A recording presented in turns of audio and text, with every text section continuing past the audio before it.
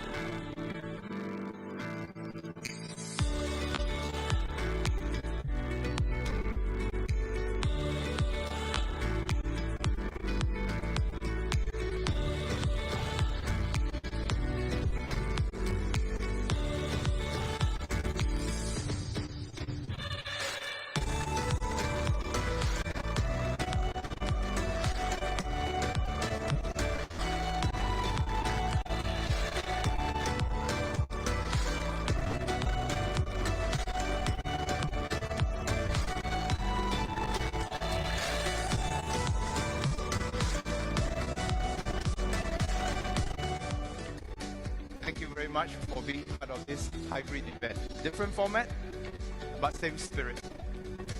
While Singapore is known as the little red dot, we also aspire to be a bright green spark. Climate change is one of the greatest challenges we will face for generations to come, and one that has sparked a strong interest in the use of LNG as the cleanest fossil fuel for energy production.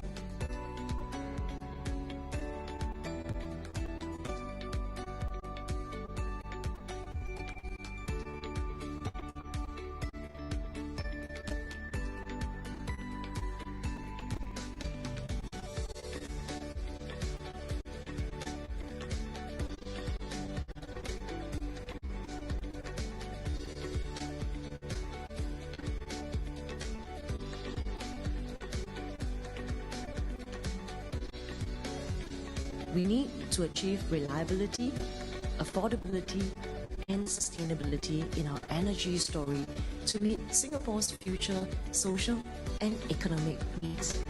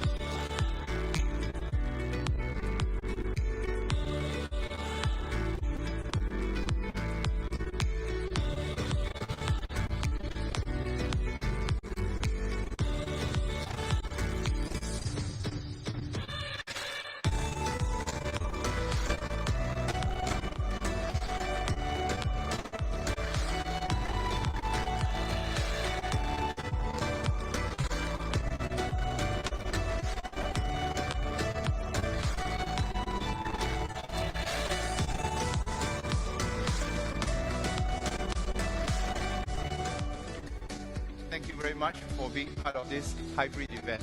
Different format, but same spirit. While Singapore is known as the little red dot, we also aspire to be a bright green spark. Climate change is one of the greatest challenges we will face for generations to come, and one that has sparked a strong interest in the use of LNG as the cleanest fossil fuel for energy production.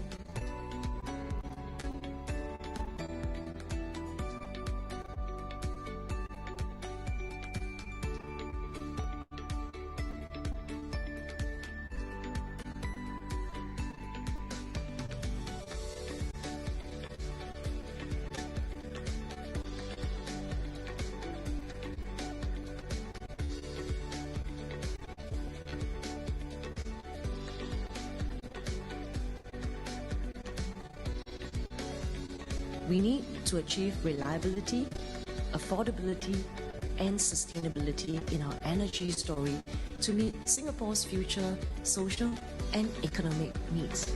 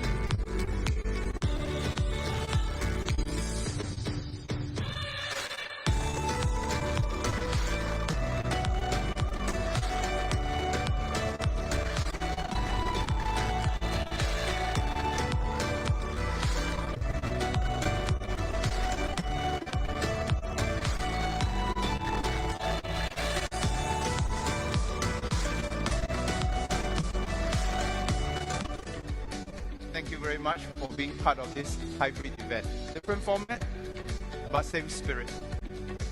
While Singapore is known as the little red dot, we also aspire to be a bright green spark.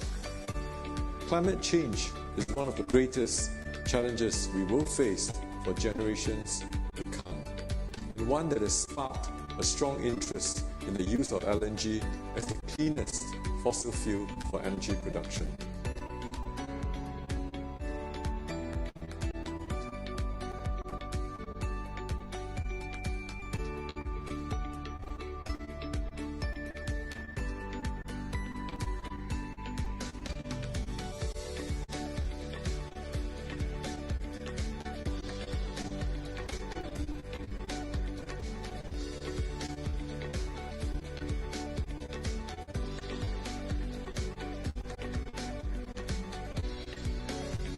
We need to achieve reliability, affordability, and sustainability in our energy story to meet Singapore's future social and economic needs.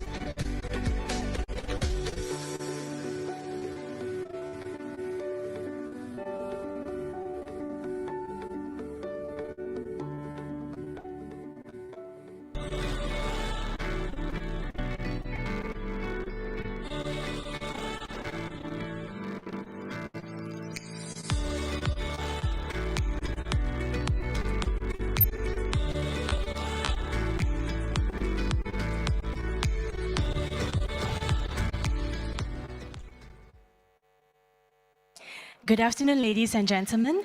Thank you for joining us at today's Singapore International Energy Week Global Launch.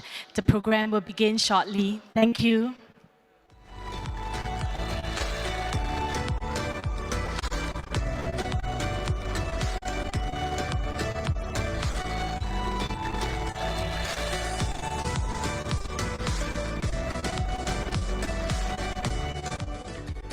Thank you very much for being part of this hybrid event. Different format, but same spirit. While Singapore is known as the little red dot, we also aspire to be a bright green spark. Climate change is one of the greatest challenges we will face for generations to come, and one that has sparked a strong interest in the use of LNG as the cleanest fossil fuel for energy production.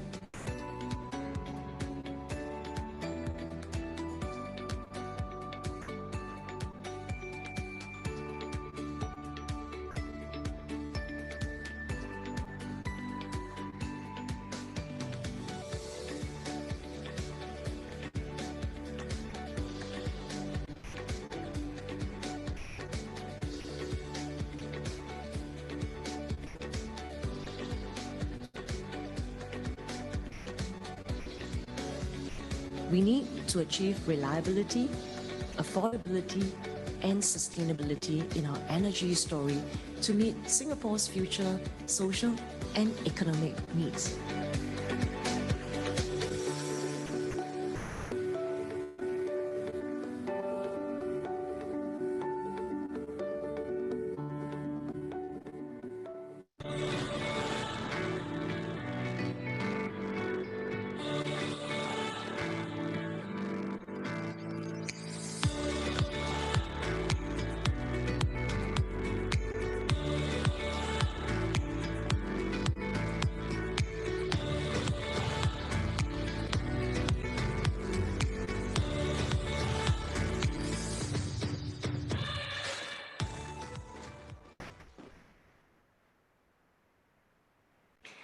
Good afternoon, ladies and gentlemen.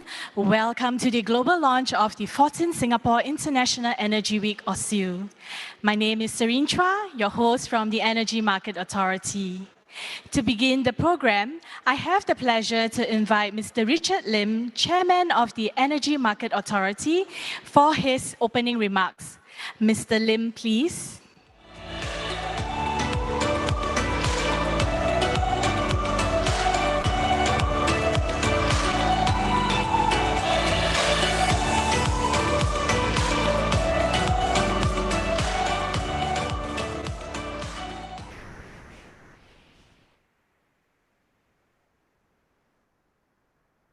honored guests, ladies and gentlemen, it gives me great pleasure to welcome you to the global launch of the 14th Singapore International Energy Week, or SIEW as we call it. It is good afternoon in Singapore, and I offer you my greetings appropriate to your specific time zone for those joining us from other locations. With your strong support over the last 14 years, SIEW has become a major platform for energy discussions impacting Asia and the world. Last year, we held SIEW in a hybrid format for the first time, given the challenging constraints imposed by the global pandemic. It was the first such conference event in Singapore, involving the physical presence of about 250 people on site and many more online from many parts of the world. We received positive feedback and suggestions. Hence, this year, SIEW will again feature a week of engaging energy discussions, both on-site and online. SIEW will be especially significant this year for us in Singapore, as 2021 also marks the 20th anniversary of the Energy Market Authority, or EMA. This is an important year for energy discussions, given the urgency to tackle climate change. The United Nations High-Level Dialogue on Energy and the United Nations Climate Change Conference, or COP26, will convene energy players to shape our future energy landscape. SIEW this year will add to these discussions as a key platform for Singapore and the region to contribute to this global energy dialogue. I am delighted to announce this year's theme for SIEW. It is Advancing the Energy Transition. Advancing the Energy Transition. At SIEW 2021, we will explore how we can work together to accelerate the transition to actionable pathways towards a low-carbon energy future. We will also focus on the role of innovation in building a more sustainable energy future. The energy transition will mean adopting greener energy sources and also changing our lifestyles to reduce energy consumption. And while low-carbon energy sources are gaining ground, challenges remain. According to the International Renewable Energy Agency, or IRENA, the pace of the energy transition is far from what is needed to be in line with the Paris Agreement. If policies are not fully implemented, emissions could potentially rise by 27% over the coming 3 decades.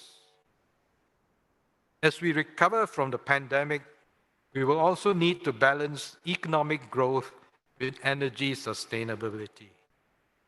The International Energy Agency, or IEA, reported that global energy CO2 emissions are expected to see its second largest annual increase of almost 5%, or 1,500 metric tons of carbon dioxide equivalent in 2021. This is a worrying trend, and particularly critical in Asia, where we expect to see significant growth in energy demand. According to the IEA, Southeast Asia is one of the fastest growing regions in terms of energy demand, growing by more than 6% annually over the last 20 years. Therefore, there is greater need for international collaboration to advance the energy transition and create a more sustainable energy future through initiatives such as increased electrification, regional grids, and technology-enabled innovation. There are also opportunities to work together to create business opportunities, green jobs, and support for infrastructure investment. These will enhance energy resilience and ensure a just and inclusive future for all. To address these energy issues impacting Asia, SIEW 2021 will bring together several new conferences this year. For the first time, Singapore and the IRENA will co-host the inaugural Singapore IRENA High-Level Forum. The forum will discuss mobilizing investments to support the low-carbon energy transition and to mitigate climate change. A new conference on the future of the grid will also examine grid optimization and the impact of electrification. SIEW will also feature our returning partner events, focusing on key industry sectors. Asia Clean Energy Summit will examine the role of renewable and clean energy in the transition. The Asian Downstream Summit, co-located with the Asian Refining Technology Conference, will focus on sustainability and productivity in refining and petrochemicals.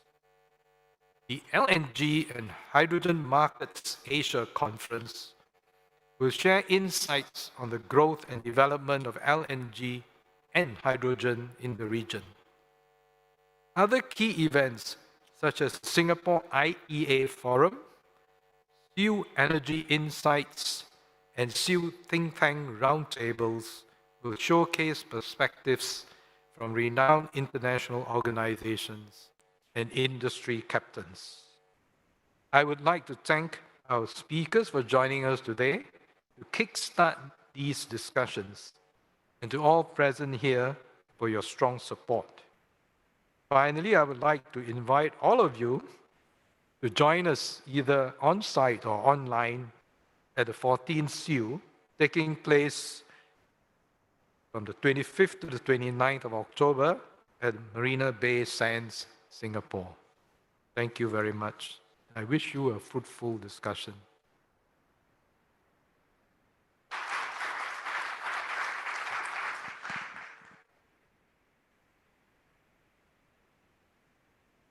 Thank you, Mr. Lim. Let us now take a look at what you can look forward to at SIEW 2021.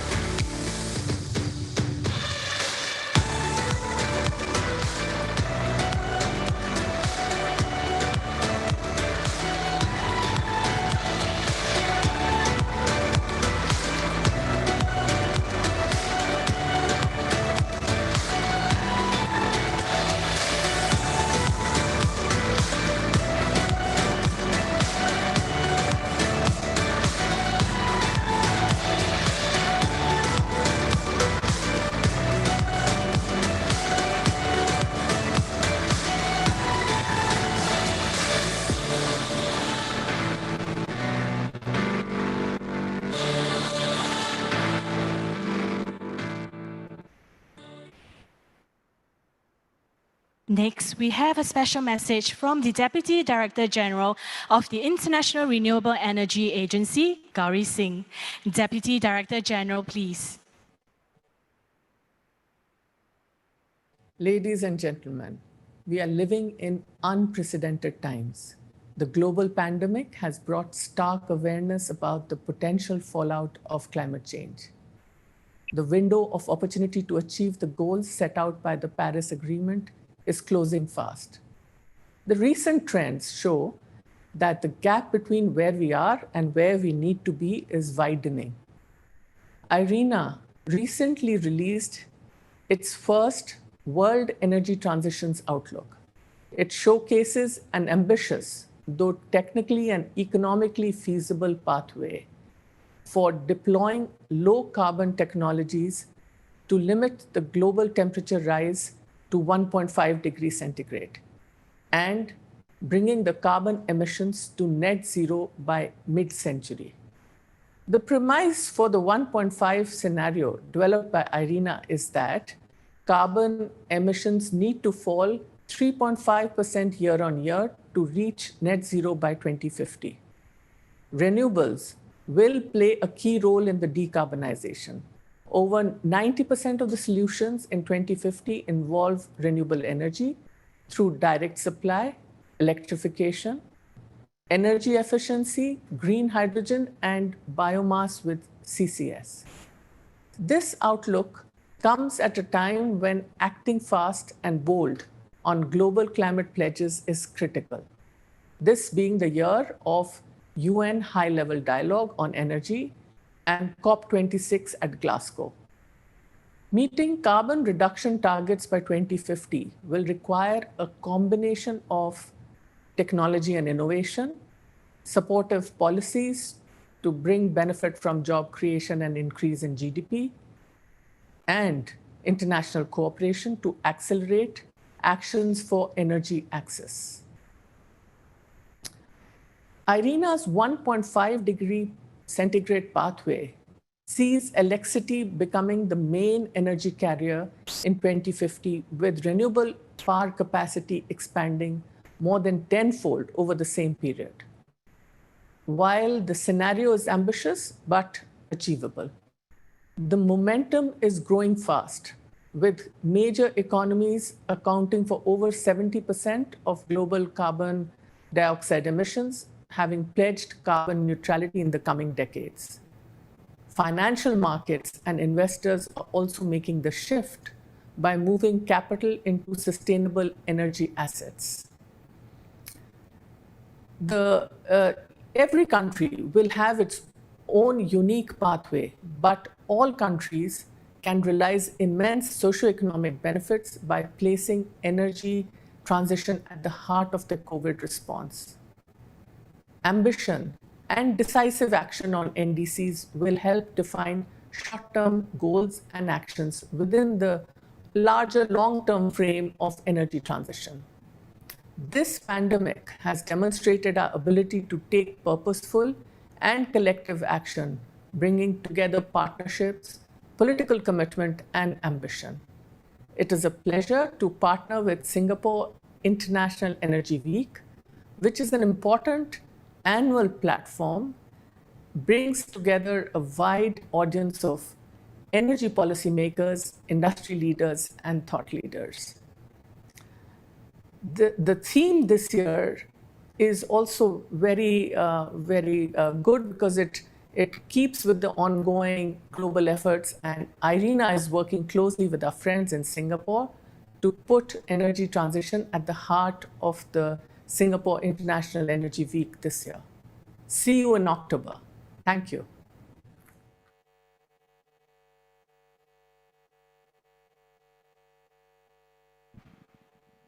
Thank you for the insightful message, Deputy Director General.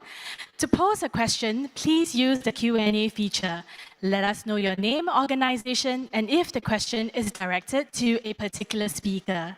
May I now invite Mr. Dolph Gillen for his presentation on IRENA's World Energy Transition Outlook Report. Mr. Gillen, please. Yes, thank you very much. It's a great pleasure to provide you a little bit more insights on what Gauri Singh just explained. So some of you may have attended our presentation last year where we presented a 2-degree scenario. And what we've done this year is develop a 1.5-degree scenario, so an even more ambitious scenario. And 1.5 degree means global net zero emissions by 2050. We find that the direction of travel for the 1.5 degree scenario is very much the same as for the 2-degree scenario. So renewable energy has a key role to play in this transition, and it can play that role because the economics have improved significantly in recent years, and they will continue to improve in the coming years. And that means there is now a perspective for an energy transition that can create additional jobs and that can create additional economic growth. So a win-win situation, if you like. If you move to the next slide, the key component of such a transition is cleaning up the power sector. And that's where renewables can play a key role. And in a Southeast Asian context, of course, the main discussion is for the coming decade around coal power.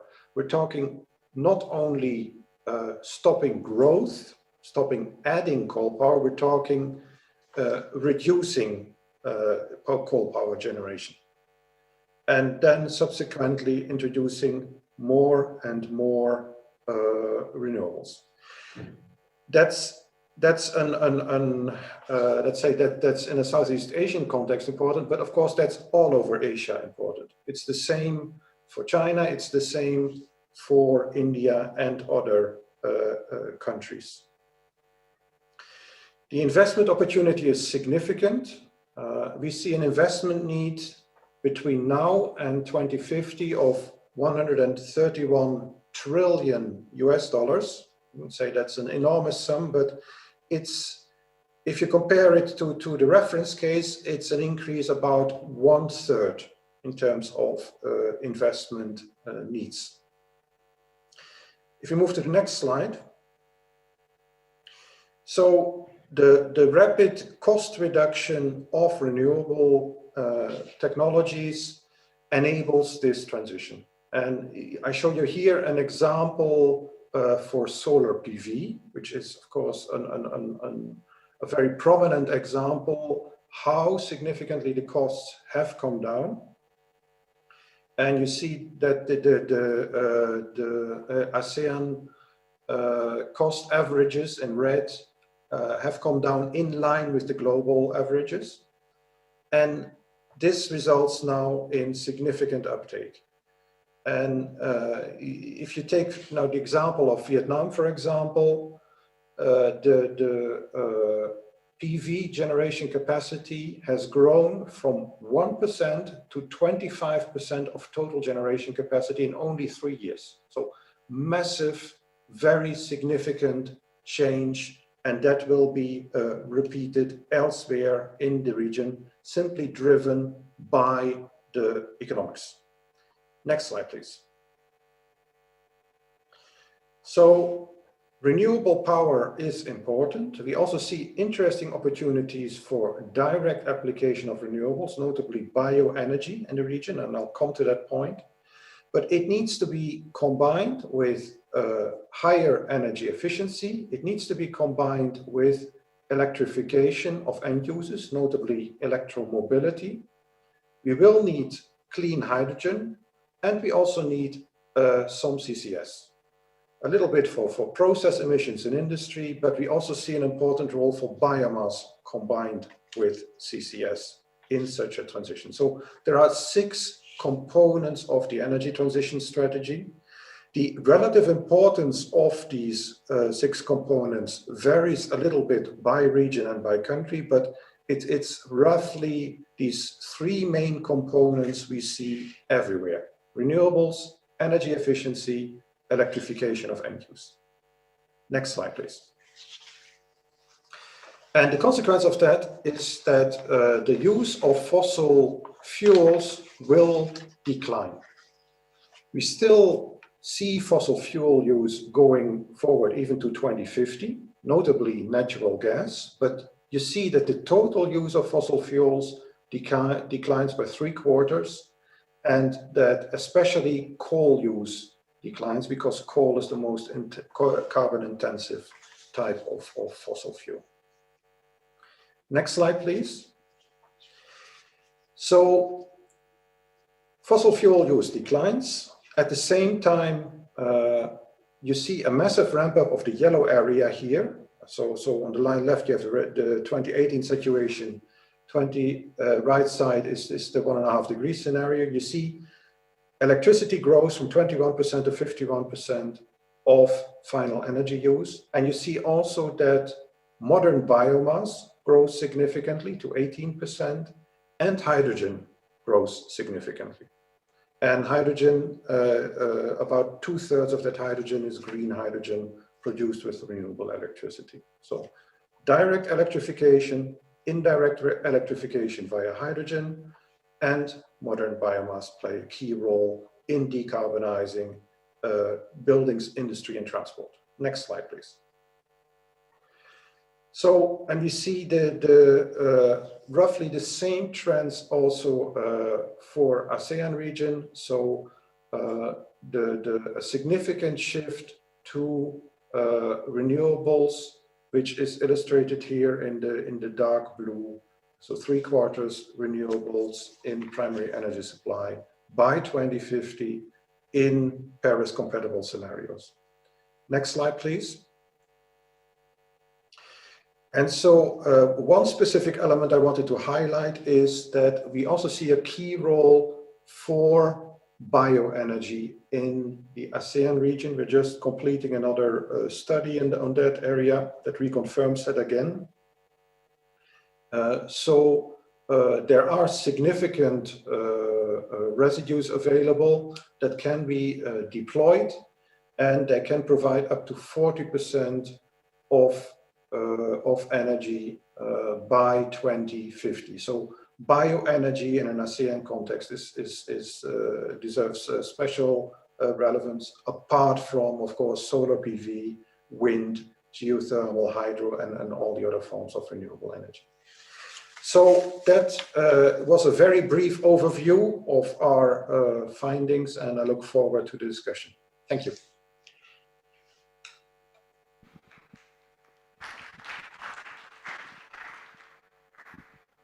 Thank you, Mr. Gillen.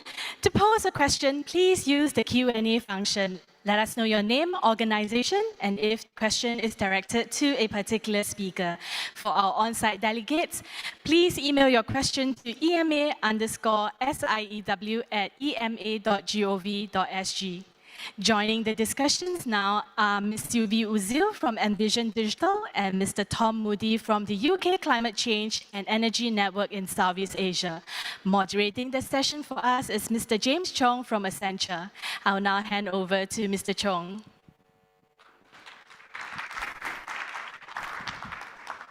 Thank you. Thank you. Good afternoon, and welcome to the first of two panels this afternoon that we have with you here.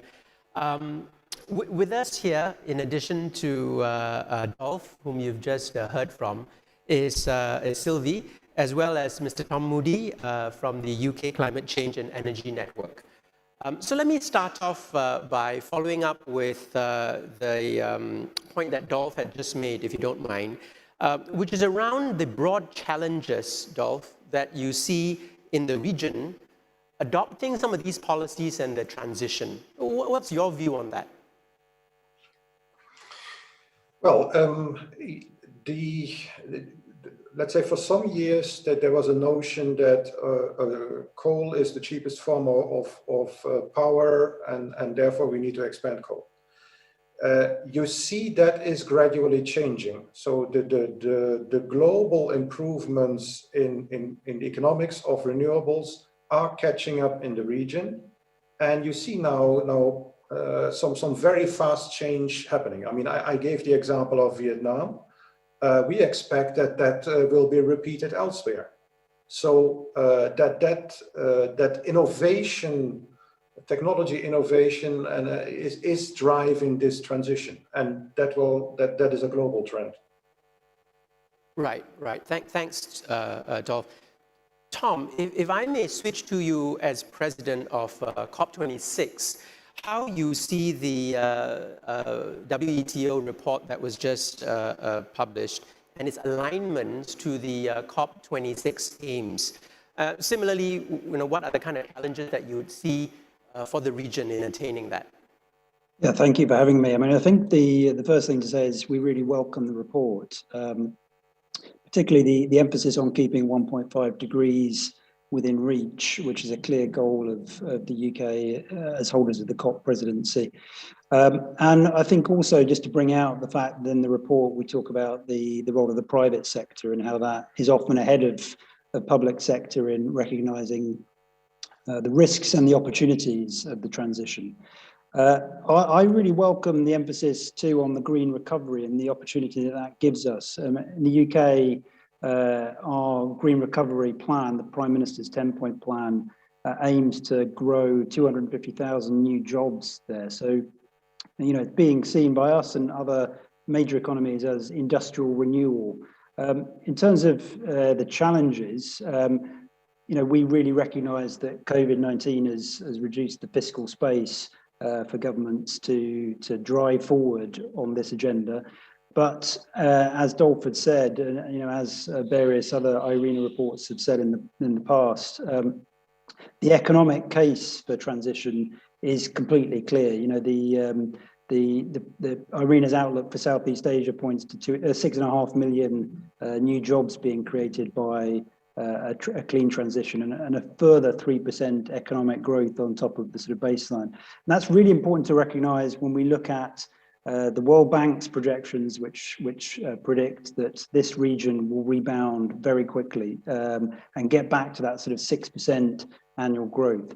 So we need to make sure that choice is correct.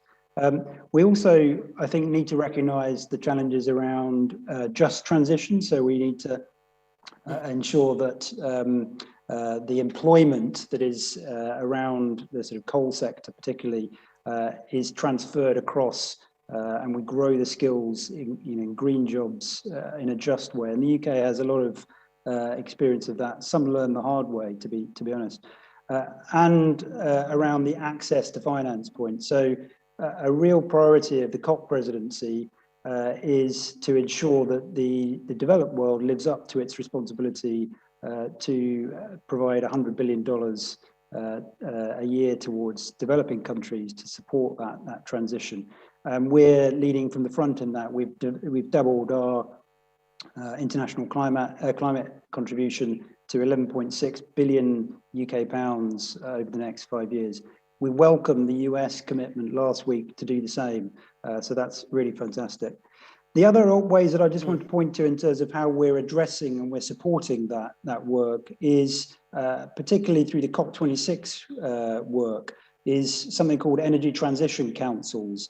And we launched those in December. We had the second ministerial just last week and 9 countries have had dialogues on that with multi-donor interest and 2 regional dialogues. So that has already started to achieve some impact, and we had a rapid response facility launched this week, which the COP president launched to try and support the technical assistance that's required to come in and help. Thanks. Right. Thank you. If I can just switch gears a bit, Sylvie. I mean, you've heard about a combination of the just transition, the diverse environments in APAC. How do you think from a technology standpoint, you see that being a tool to help all these aims for both these organizations? Thank you. So as we described, renewables are all about technology. Their price follows very steep Moore laws. And with floating and offshore, we are now pushing the boundaries of natural resources. So in theory, we could provide a couple of US cent renewable per kilowatt hour renewable electricity to underpin the development in a sustainable way for the main needs. However, renewables are also coming with intermittency, with mushrooming of decentralized generation and uncharted consumption behaviors with new electrification, such as EVs. So they are creating shocks to the grid from both ends, which have to be resolved. And if you look at Europe, which is a bit more advanced in terms of renewable penetration, Europe only is today investing 100 billion euro per year in grid reinforcement. And the plan is to inject 14 trillion by 2050. So clearly, grid reinforcement is generating enormous capex, opex, also delays, also environmental impact. So that's why digital technology needs to come with industrial technology to provide today digital grid by orchestration, by AI and IoT. So by forecasting, high-resolution forecasting of weather, supply, demand, by smart optimization using artificial intelligence to optimize what can be controlled and what can be stored. And by actual controls with low latency IoT, you can create digital grid. So one concrete example, instead of charging every EV when you arrive in the morning in your office garage and you plug in at 8 a.m. or you arrive at home at 7 p.m. in the evening and charging everybody full-fledged, you can actually orchestrate, you can actually balance, you can actually also charge on demand because people drive in average in Europe, for instance, 45 kilometers per day, 15% only of the battery capacity. So with smartness, you can virtually multiply the grid by 10 without having to physically expand it. So we leverage those technologies to decarbonize today campuses, smart cities. It's totally within reach. And we're starting to attack with digital technology the next challenge, which is to decarbonize heavy industrial processes, thanks to a real-time carbon monitoring of scope 3 abroad. So knowing and measuring real-time the emissions of your supply chain and your supplier's supply chain, credible granular offsetting. So the next generation of virtual PPAs by real-time offsetting. And last but not least, green hydrogen, which is definitely a key component of the solution. So we are very proud to be together with WEF working on net zero industry parks, piloting in some regions, notably in China, in Inner Mongolia, but also in some UK regions in Sunderland, how to not only decarbonize campuses and cities, but also industry parks, which are obviously the next frontier, I would say. I mean, you've brought up the fact that for adoption, and so have our guests as well, depends heavily on an ecosystem of regulation, policies, funding, working together to ensure that the right approach is taken and also the right components are there. What do you think is your view from a technology perspective are priorities to, what I know you mentioned, priming the pump, to get things going over the critical mass. What do you think are some of the approaches and priorities that they should take? Yeah, so I think the topic of energy is extremely systemic. Right. So you need really a consistent system design as well as some catalysts to actually initiate the reaction, I would say. And so public powers and the states have a key role to play. And I think there are four dimensions the public powers need to actually architecture and, I would say, speed up or play a catalyst role for. The first one is really to prime the pump, because yes, we are in front of more laws, but at the beginning, you still need to initiate and to push until you reach the point where the models are economically profitable. Only long-term sustainable economic models will work, but you need, of course, to bridge the gap at the beginning. And feed-in tariff, for instance, for electricity play a key role to attract early investors, but obviously the long-term model needs to be sustainable. The second role, I think, of public powers is to create positive and negative incentives to push toward energy transition and, again, to accelerate. One example, I think, again, looking at Europe, is around electric vehicle adoption, where the first big stick which was put forward is the so-called CAFE tax, which is putting a tax on the scope 3 emissions of car manufacturers, the emissions of the cars they put on the road. And this CAFE tax would have driven taxes of hundreds of millions, if not billions, for the biggest players, had they not changed the footprint of their cars, had they not electrified their product range. And so this big stick, coupled with some very nice carrots, notably smart incentives for EV charging, giving 900 euro, for instance, to consumers in Germany to buy a smart EV charger, or 2,500 euros to corporations to adopt fast chargers. So this type of positive incentives, so carrots and not only sticks, led Germany virtually in a couple of years to move from almost no EVs, and this is, as you know, the country of cars, to actually 22% of new passenger vehicles sold in 2020 being EVs, hybrid and battery vehicles, ahead of the US, of overtaking the US, and just second to China. So clearly this key mix of positive and negative incentive to accelerate is also where we need some state interventions, I would say. States also play a key role in supporting the deployment of critical infrastructures. Of course, smartly orchestrated EV charging infrastructures, as in Singapore we see some measures being announced, but also topics like grid interconnections with neighboring countries and not so neighboring countries producing renewable electricity, also gas grid to transport green hydrogen from places where you have abundant, cheap solar energy, such as Spain in Europe, to places where you have plants, such as Germany in Europe, so gas infrastructure. And last but not least, in terms of the role of states to design the consistent architecture, carbon economy, carbon currency is absolutely key. So renewable energy certificates, incentives to organizations and consumers for providing flexibility to the grid. And if you look at green hydrogen, in my opinion, one of the reasons for which we don't see faster investments happening is the lack of clarity around the model for guarantee of origin, carbon credits, virtual hydrogen purchase agreements, so the VHPPA, the equivalent of PPAs, which would allow to blend green hydrogen into the grid and get some carbon credit for doing so. So this type of setup being unclear, the first early investors are still struggling with the model, basically. So I think the states have a key role to architecture this whole consistency in all those dimensions and play as catalysts on critical points of the system. Yeah, I mean, clearly, funding and finances is often a very good incentive kind of structure.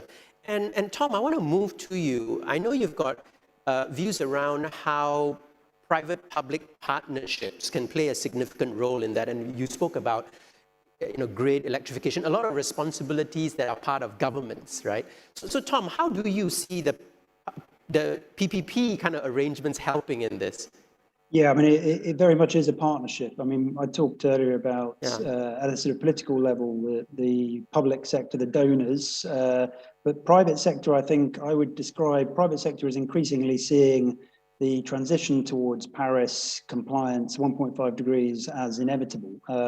So the choice is really whether it's a smooth transition or it's a bumpy one with costly adjustment. So as well as the information that's been talked about earlier, there was a University of Oxford report last week which talked about investors now wanting 4 times the level of returns on coal projects compared to a renewable project before they will invest in it. So the hurdle rate has drastically increased.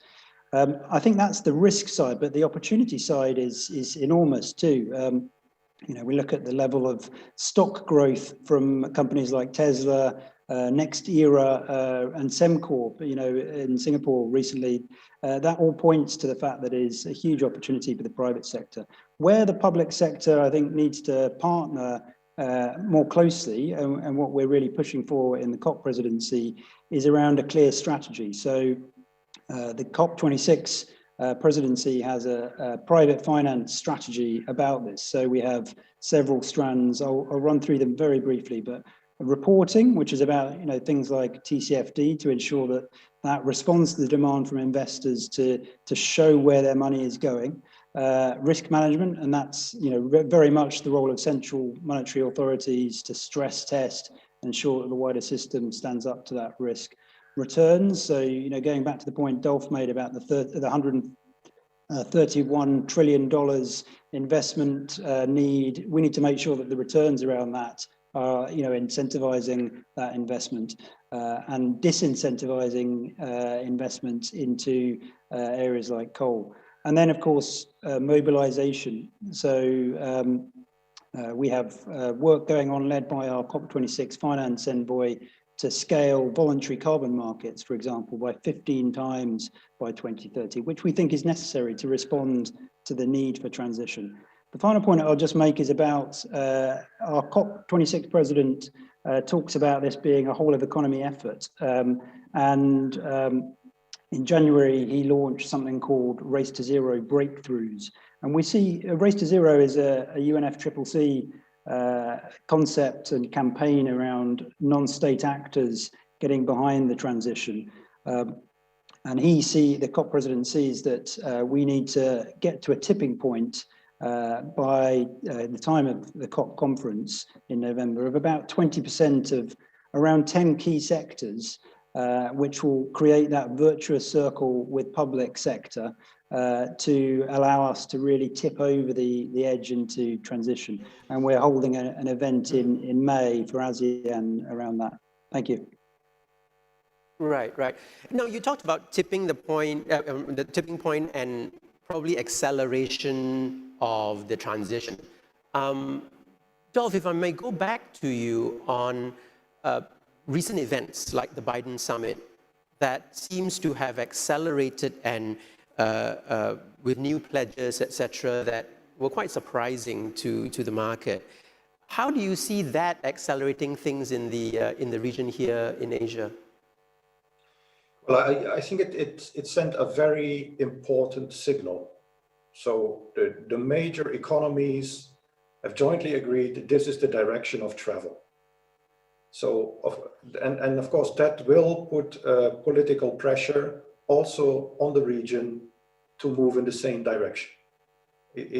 All these events are now building up to the COP, and that is, of course, a critical moment. The revision of the NDCs, nationally determined contributions, is such a critical moment.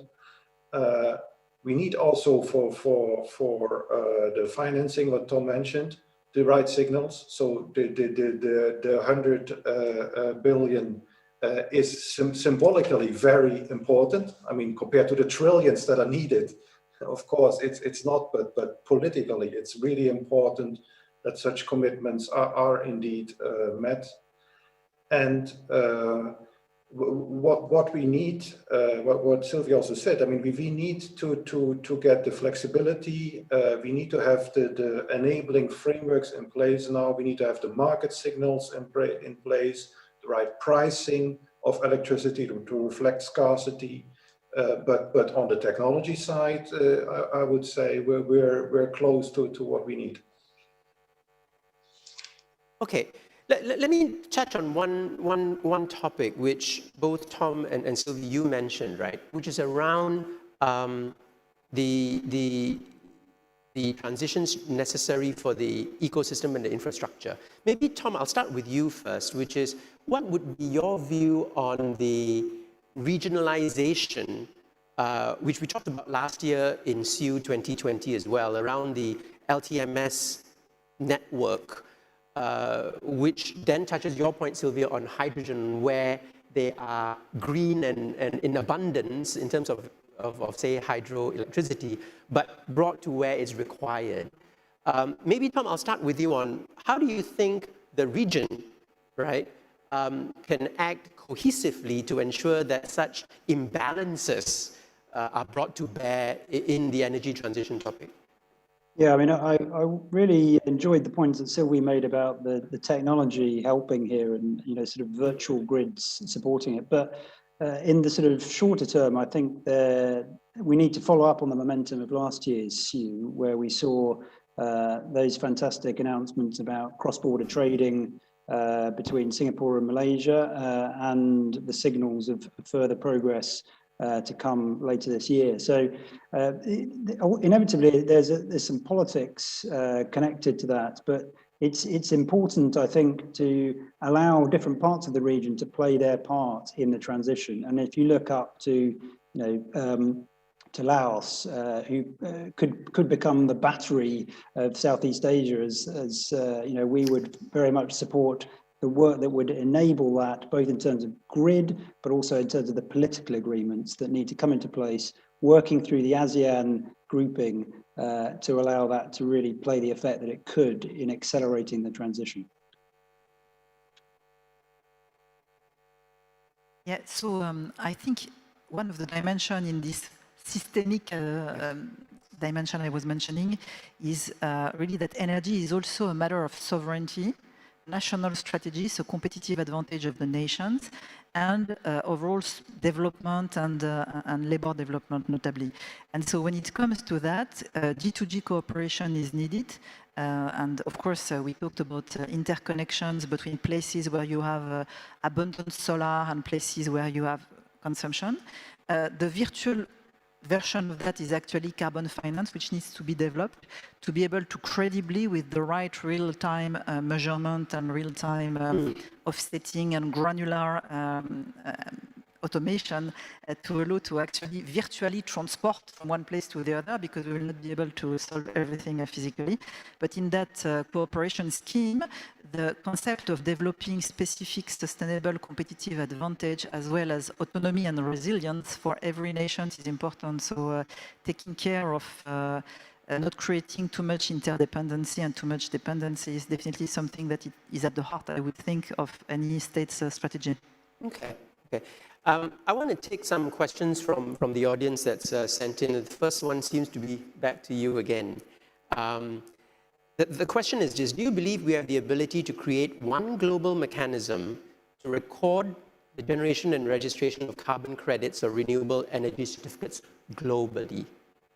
Yes, so we were saying that renewables are coming with more and more technology and more decentralization.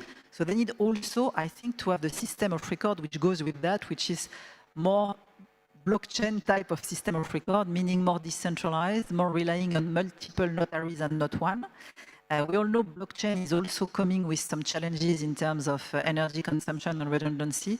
That's why some low energy blockchains are now emerging, which are the right balance between both.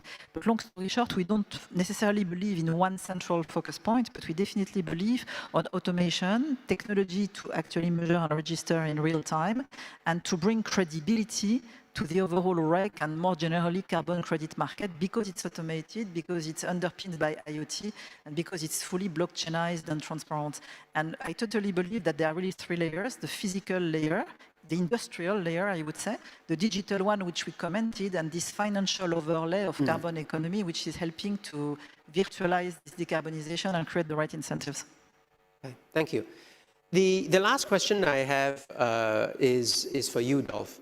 And the question is that so far, what is the most efficient and cost-effective clean and green technology in electricity generation today, and how much of it has been deployed in industries worldwide?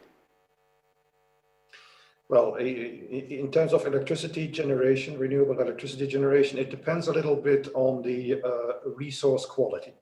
So we've seen solar PV projects in parts of the world for 1-2 cents per kilowatt hour, which of course the cheapest electricity available. But you have also locations where hydropower is available at 2 cents per kilowatt hour, maybe more relevant for the region.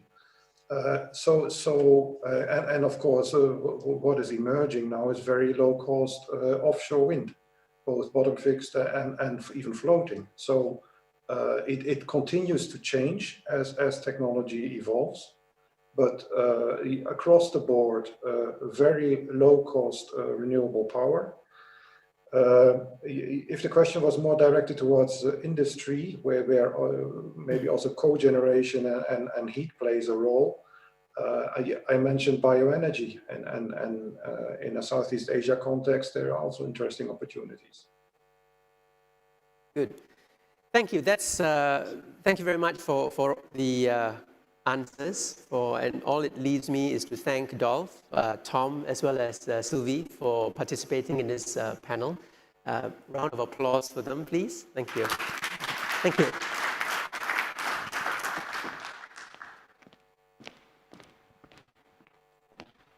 Thank you to our panelists and moderator. To pose a question, please use the Q&A feature. Let us know your name, organization, and if the question is directed to a particular speaker. For our guests on site, please email your question to ema_SIEW@ema.gov.sg. May I now invite Mr. Jeremy Benson for his presentation on Shell's energy transformation scenarios. Mr. Benson, please. Hello there. It's lovely to be able to talk to you. I'm sorry I can't be with you at the Marina Sands, but I'm pleased to be able to speak to you from my own home where I'm locked down in Europe. Next slide, please. I'm going to be talking about future possibilities, and it's always important to remember that there are uncertainties ahead.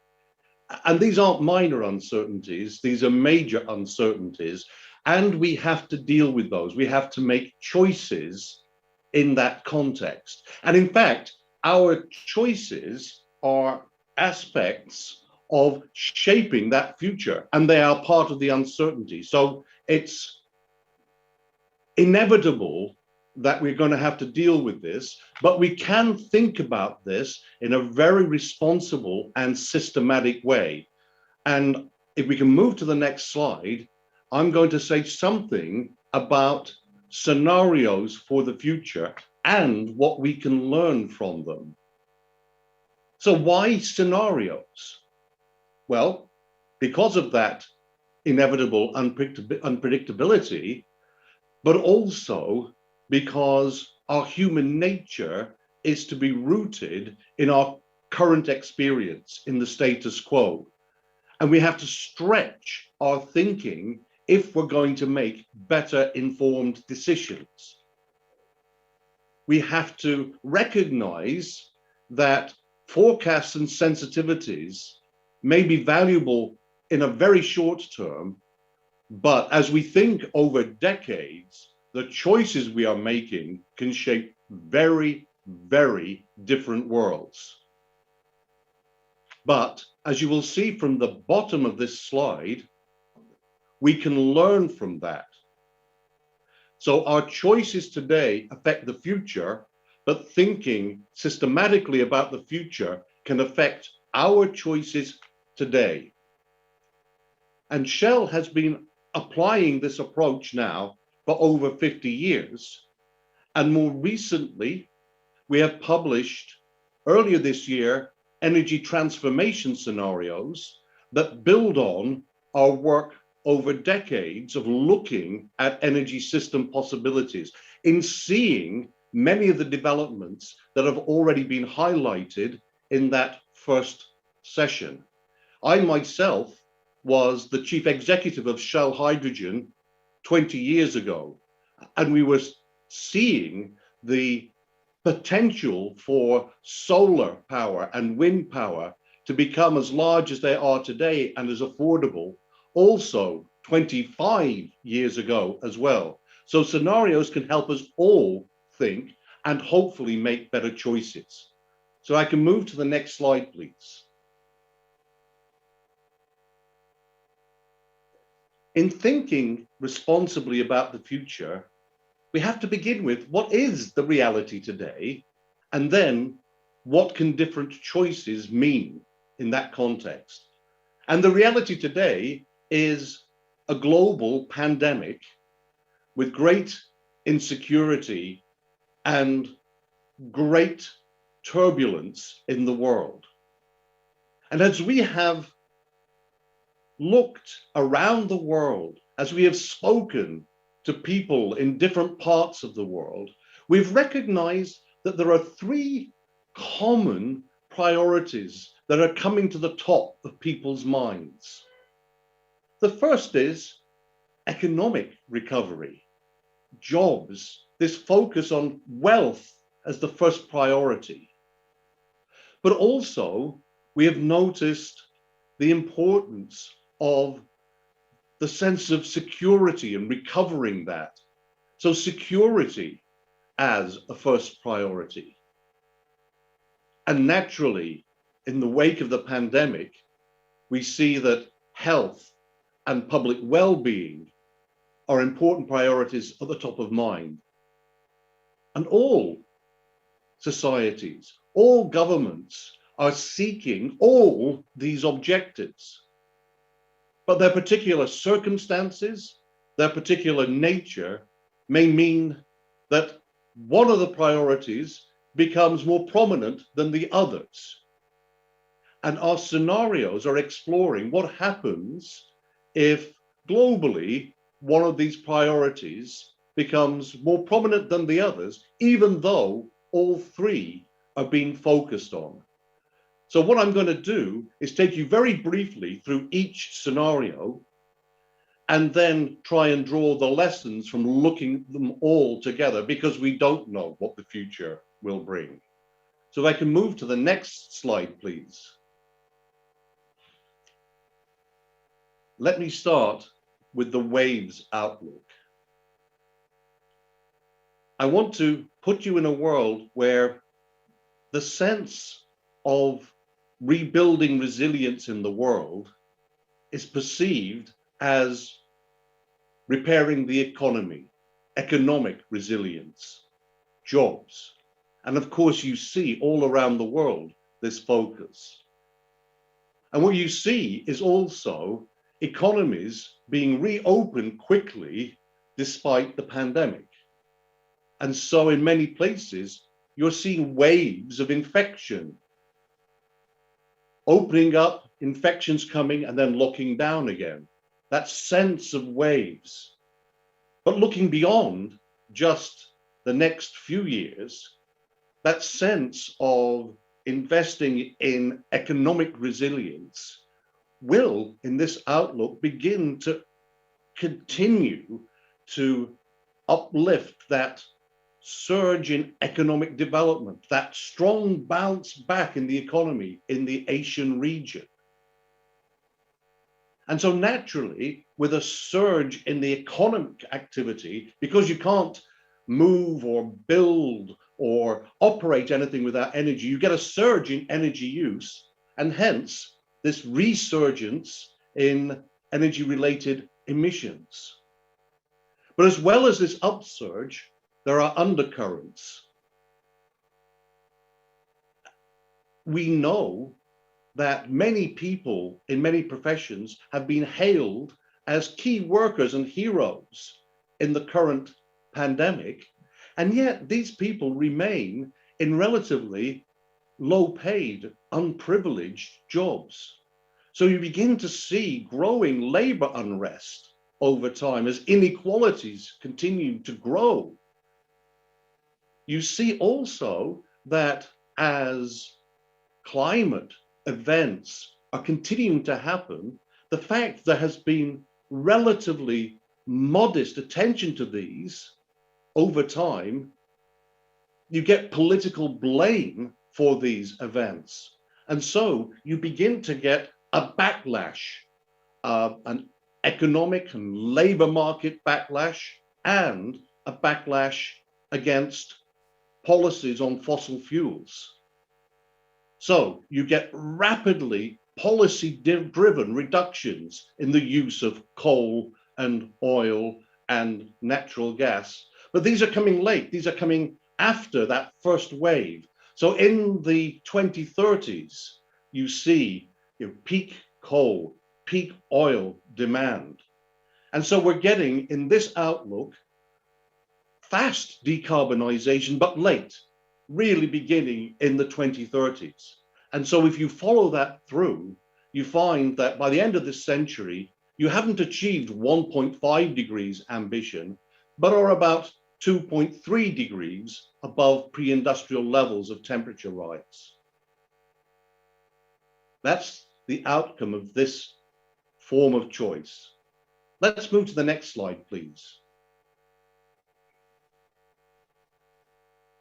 Let me take you into a different world, the world of islands, a world in which resilience is perceived as self-sufficiency and autonomy, a world of growing nationalism,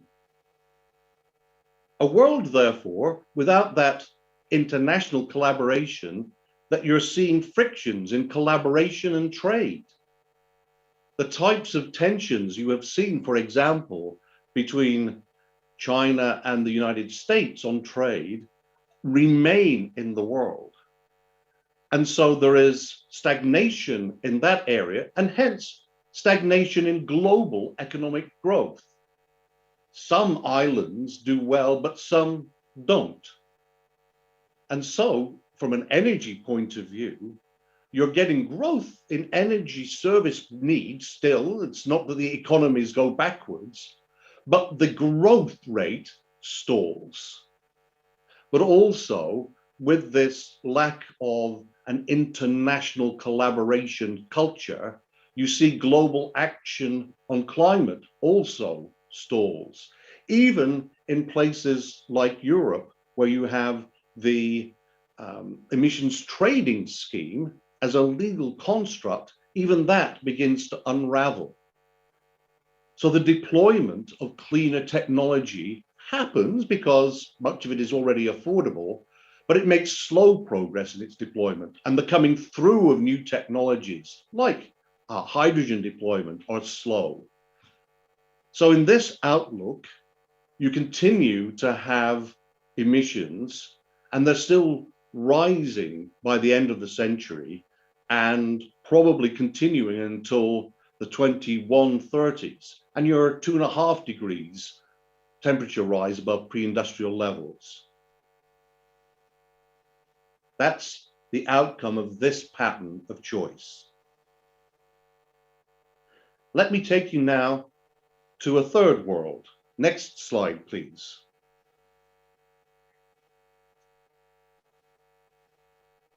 This is a world in which resilience is perceived as repairing the institutional arrangements, whether those are in public health or in social welfare, that have been exposed in the pandemic as being weak.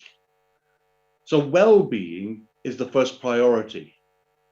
Let me call it Sky 1.5 because this is aimed at achieving the 1.5 degree goal and navigating through the storm clouds that were identified in the previous scenarios.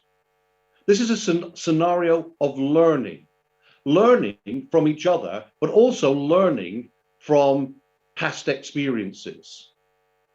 People proceed cautiously with reopening the economy, so you're getting steady growth, but slow in that, measured.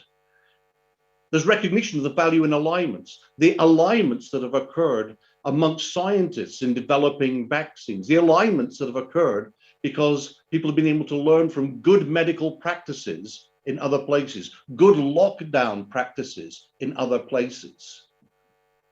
People have also begin to learn from things like the previous global financial recession from 2008-9, in which lessons from things like the American Recovery and Reinvestment Act showed the value of green investment in building jobs.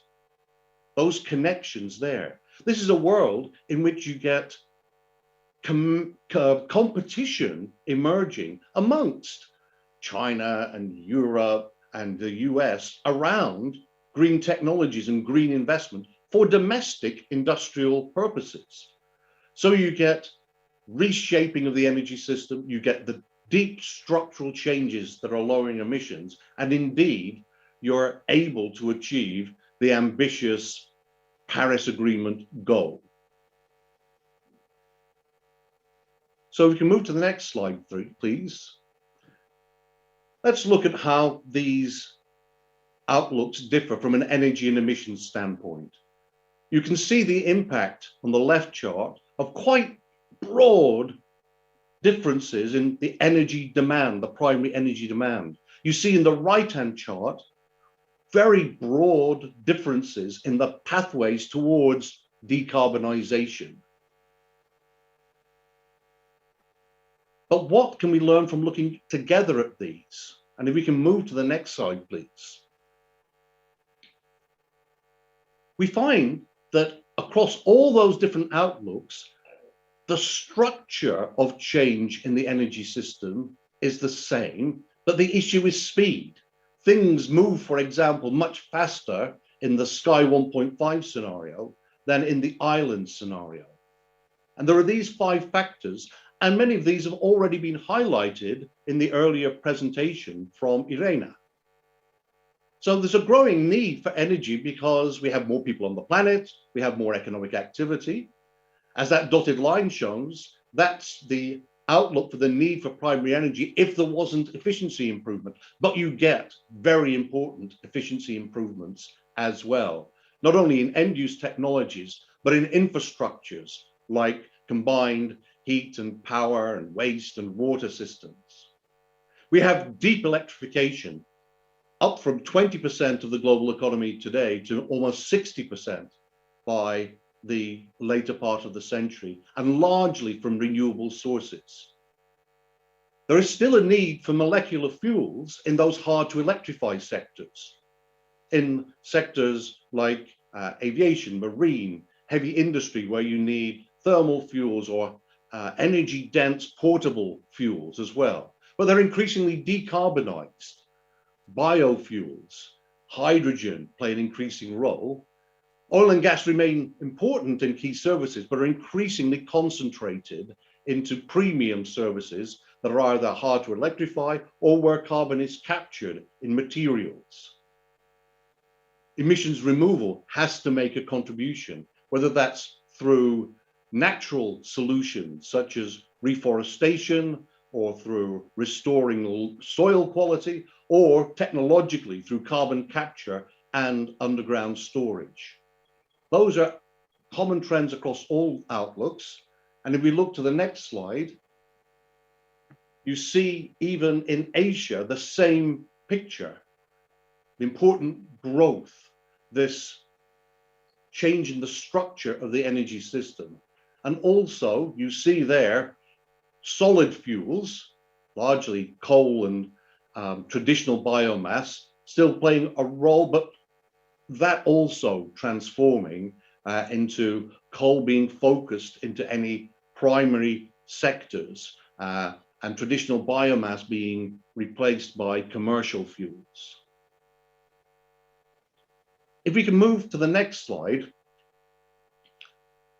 I'd like to now assume that for various reasons, we all see the attractiveness of an outlook like Sky 1.5, where the damage and disruption caused by global climate change is minimized. And so we take a lot of time looking at lessons from the past and what can accelerate those kinds of choices. Who would have thought 30 or 40 years ago, for example, that solar power would now be affordable? And yet it is. Who would have thought 30 or 40 years ago that the passenger vehicle sector could become dominated eventually by battery electric vehicles? But it will be. How did this happen? And we find that crises have played an important role here, whether that was the oil supply crises in the 1970s, or the Asian financial crisis in the 1990s, the global financial crisis in 2008-9, the Fukushima nuclear crisis. All these have triggered certain things. And what's been triggered are alignments, public, private, and civil society alignments. We have seen that it's triggered smart policies. Policies, for example, that recognize that new technologies first need the kinds of policies that stimulate their development, then the kinds of policies like feed-in tariffs that take their deployment to a level where their mass scale means that they become cost effective, and then policies like carbon pricing that ensure these possibilities, once they are there, spread throughout the economy. And it's also taken pioneer leaders in the public sector and in the private sector. If we can look at what has happened, for example, in California, where pioneer leaders in the government sector have set policies over a long time that deal with cleaner energy, where new companies like Tesla have been able to be in that supportive environment and create through private sector action an alignment with, first of all, wealthy technology-seeking customers, and then a broader market on electric vehicles. So these are the lessons we can draw from, so we can make these choices to meet a scenario that looks more like the Sky 1.5 scenario. So we can move to the next slide, please. That look back and those lessons have shown that crises can indeed galvanize people into action. And I personally hope, I've been working in this space for many years now, but my company hopes also that the current crisis will galvanize people into action towards that better outlook. But it is not inevitable. We do have to make choices, and we have to recognize that we cannot be complacent. At current levels of emissions, temperature rises are about 0.2 degrees per decade.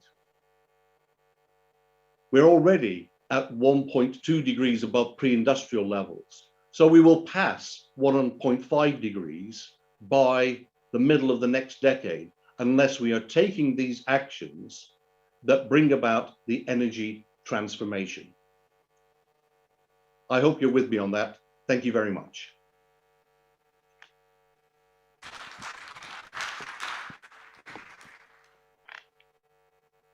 Thank you, Mr. Benson. Joining in the discussions are Ms. Yolanda Chong from BS and Ms. Jen Tan from Sembcorp Industries. Moderating the session is Mr. James Chong. Over to you, Mr. Chong.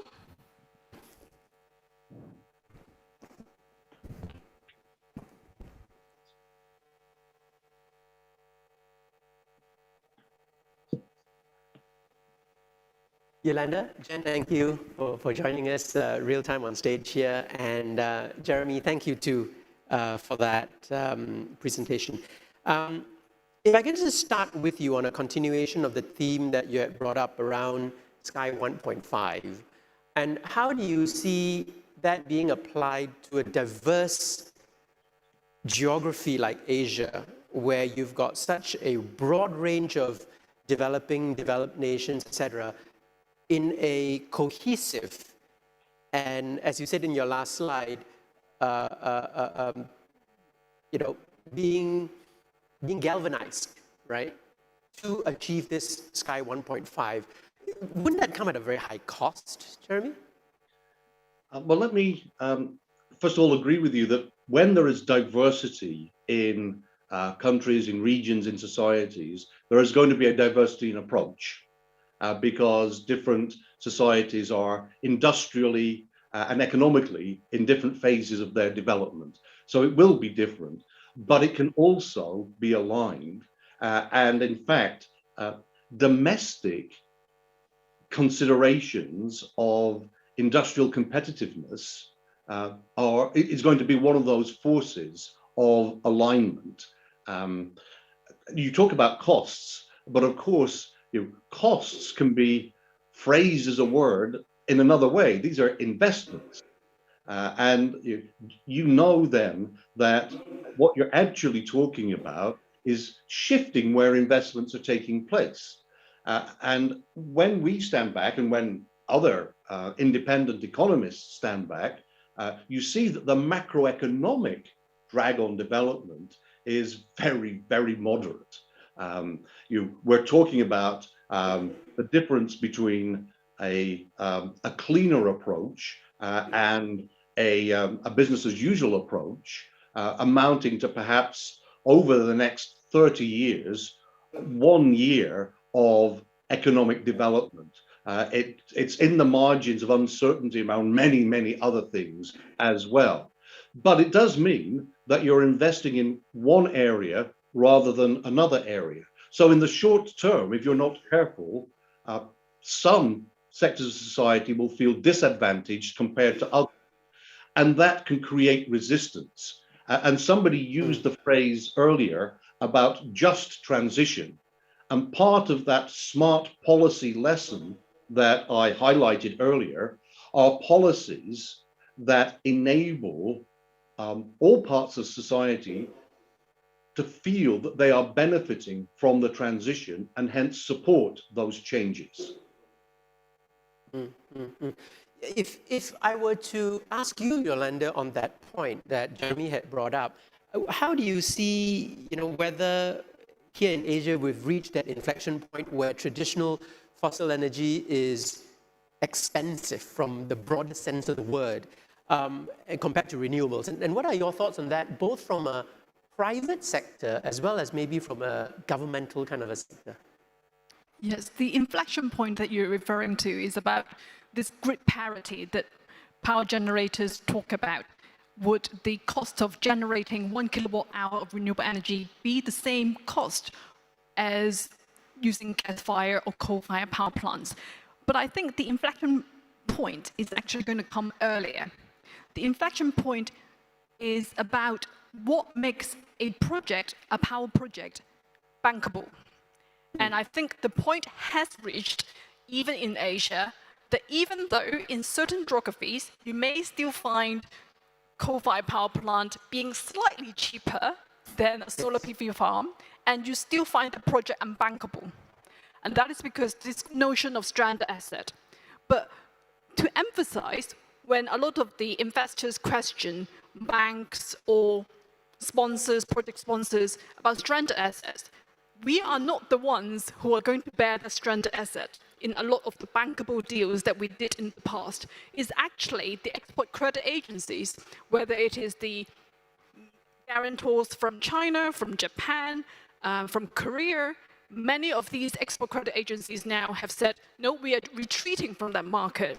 And as a result, what was a bankable project has become unbankable. And so that's the inflection point, and we've got there. Right, good. Now, switching over to a private sector energy management company, what would be your view, Jen, in terms of that landscape, both in Singapore and the kind of opportunities it therefore presents? Maybe I share a little bit about my personal journey. I actually entered the solar industry back in 2009. Right. When you speak to people about solar, they just look at me as if I'm an insurance agent. No, it's too expensive, I'm not interested. I think that has changed tremendously. It has evolved totally. Last year, Singapore's government has said that we will accelerate our growth to 1.5 gigawatts by 2025. That message has sunk through, and we're talking about the green plan. So a lot of people are getting interested in solar. We have also achieved grid parity, and the prices are actually on par or even below the conventional power price. And because of the global pandemic, you will see that a lot of people know that destruction is real, interruption is real, and sustainability is no longer just a hearsay or people just feel like, okay, we need to do sustainability. It has become a need, and it's a very important part of our life. So I would say that the green growth is very important, and it's not just about businesses, it's about the ecosystem. Bankability, you need financiers who knows about the sustainability landscape. You need a lot of engineers to design and deal with the intermittency of green energy.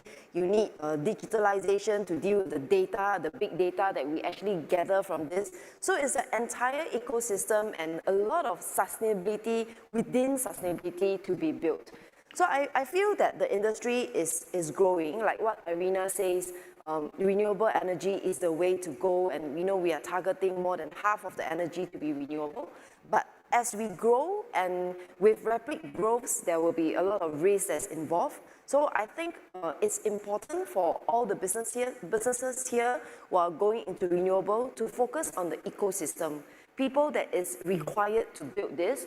Otherwise, I think that it will be counterproductive. So building of business development, commercial, financial, I think a few days ago, I was in this webinar together with Minister Iswaran. He was also saying we need to build the entire ecosystem. And for Singapore, we are well positioned for this.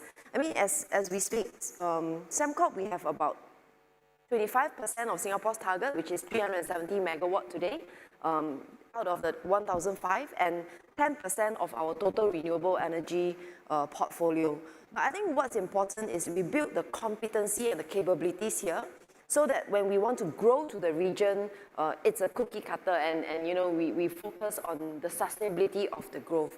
So I think the region, Vietnam and Indonesia is poised to be the next big growth in renewable energy. I think it's important to bring the capabilities that we built here to the region. Now, we talked about earlier on, Yolanda brought out a point about potential current generation sources being potentially stranded assets. I guess we have lesser of an issue here in Singapore because 90% or 95% of our energy is gas produced. What would be your view on other countries around the region which still has quite a dependency on coal? And that transition may not be that easy, right? What are some of the lessons that you think would be useful? I think the grid connectivity, the infrastructure of the grid is important. Renewable energy is intermittent. I mean, a lot of people are saying that battery has not reached maturity yet. So there's a lot of engineering going into battery, hydrogen, and all that. So I think the engineers need to continue to work hard on this area. But looking at the growth in Vietnam, right, it has grown quite fast in the last 2 to 3 years. I think they are also focusing a lot on building the grid to be able to withstand the intermittency. I've heard of people, you know, trying to look at hydrogen, the excess power generated, you know, powering up hydrogen for other users. So people are getting very innovative. Hence, I focus on the point about building capabilities around this. As we grow fast, we also need to ensure that the growth is sustainable. Right, right. Now, coming back to you, Yolanda, on the point about coal yet again, right? I mean, you've got countries where their power purchase agreements run into a lot more years than we have in the chart that Jeremy had mentioned, right? 20, 30, sometimes even 40 years. What would be your viewpoint on these assets that may appear stranded, but the agreements allow them to be financially viable, with the exception that there is the carbon emissions that it won't meet? What would be your view on that? First, we can look at the economics. And the economics suggests that a lot of the new renewable generating assets are going to be able to operate at a lower cost compared to an existing operational conventional power plant. And I think that maybe we're only a few years away from getting to that point. And you are correct. We look at the power purchase agreement, extends to 15, 20 years. The loans from the banks going to these projects will be 15, 20 years. But that goes back to why we are not losing sleep over stranded assets. Because all this financing has been done with not just one layer of wrap, maybe 2 layers of guarantee by the government, guarantee by the export credit agencies. So in a way, the banks have made a calculated risk adjustment to say, yes, we know it is risky, but we're not holding the baby. We won't be left holding the baby. It will be someone else. So I think in a lot of the Asian markets, we're not a merchant market yet. We are still governed by the PPAs. And the idea of just transition really needs to take into account a lot of the capacity payments being paid out to power generators that are guaranteed a payment for the next 20 years at a very high cost compared to renewables. We all have mobile phones. If I go to a telecom network provider and they offer me a relatively attractive tariff, but I know with relative certainty 6 months from now, I'll be able to do that much cheaper. Would you still sign a 3-year contract? No. So I think that the economics, the politics of it, you know, the consumers are going to revolt if you keep charging them a tariff that is not going to be reflective of the real cost of generation. Now, how does that play, Jeremy, from your view of Asia? And I know you had given us some view on the position insofar as Asia is concerned with regards to the investment strategy from Shell's perspective? Thanks very much. It's been said, I think by Gandhi, that the future is shaped by the choices we make today. Yes. We have been making choices over a period of time that are associated with energy transformations. But really our global strategy now is focused on taking lessons from others and lessons of success, lessons from our own history, and investing forward. So globally we have a strategy, but it's very, very significantly focused in Asia because much of the change in the energy system is coming in Asia. So we have one block of investments that we call the growth pillar, recognizing that the need for energy services is going to continue to grow, and that is going to need to be served, but it's going to grow in a different way. So our marketing businesses, including charging of electric vehicles, a major thrust, for instance, in Singapore, is going to be there. Developing our hydrogen business so that we're seeing a smooth transition from people using coal as a form of thermal power into using liquefied natural gas, a very quick transition that can be made, but then increasingly use of hydrogen as well. So we have this renewable power and renewable energy services pillar. We have another pillar which is focused on assets and often repurposing assets. So indeed, in Singapore itself, we have our big refinery and chemicals plant, but repurposing that towards the needs of a transforming energy system, including the needs for lightweighting chemicals, the needs for biofuels, etc., over time. And indeed, working with partners, I think we're working with Sembcorp on a trial on using hydrogen fuel cells in vessels within the Singapore context as well. And then our third pillar is actually the upstream. We know the world is going to need natural gas, some oil for a period of time, but we can work with major resource holders about developing and producing that responsibly and lowering emissions there. So we can help be part of the growing energy system and lower emissions across these three different pillars. And indeed, just taking the Singapore example, we are committed and targeting reducing by 2030 our emissions from our own operations, which are heavy industry operations largely in Singapore, by 30%. So all these things fit together, but we have then these growth, transition, and upstream pillars that can help us focus our investment. I've got a question, and you half answered it from one of our audience. I'm going to start with the audience's question as well, which is the role of LNG. And you briefly mentioned about hydrogen and the complementary nature of LNG as well. Given that LNG has been, I wouldn't say played up, but it has been often touted as would you consider it as an interim move to hydrogen as a less carbon producing form of energy, but a necessary interim solution? Yeah, I think that is certainly one way of thinking of it. And I suspect that as that develops, there is the possibility that some amount of natural gas will remain part of the system, but then combined with carbon capture and storage. Today, you're making much hydrogen today for industrial purposes. It's basically made out of methane, out of natural gas. And so you combine that with the carbon capture and storage, and you can see that liquefied natural gas can not only be helpful in the transition from coal, but in getting the hydrogen industry up and going as well. And if it goes in a certain way, there will be electrolysis from renewable energy, from renewable electricity, but there will also, I think, be elements that still come from natural gas. Yes, yes, yes. Thank you. Now, I'm going to reserve the last 2 minutes for the two of you. And one of the audience have actually talked about the announcement last year on the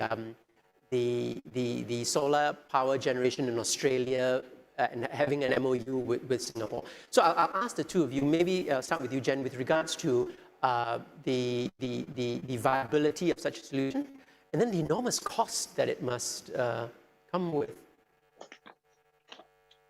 Yeah, I think the idea is great, but the question is how do we optimize the cost of the undersea cable and bringing the intermittency of the power into Singapore? I mean, to make it viable, you need volume, but to have high volume in solar, we produce in a bell curve, and then you have to produce at peak, and to bring in that peak, and then during cloudy days, you have this intermittency. So I think the challenge to this is really the cost of the cable and the infrastructure cost that comes along. What do you think it takes to do something like that? It must be quite an undertaking. I think in general, transboundary power sharing is ideal. And whether I think the technology is available, then it comes down to costs. And when we talk about energy markets, we want to optimize the market. And now the market is global, or at least regional. So that means whether we are piping electricity generated in Australia or from neighboring countries like Malaysia, all those options, we should be open-minded about them. Now, thank you very much, Jen and Yolanda, as well as Jeremy, for your time. Thank you, and I wish you a good day in the UK, and thank you to the both of you. Thank you. Thank you, everybody. Goodbye.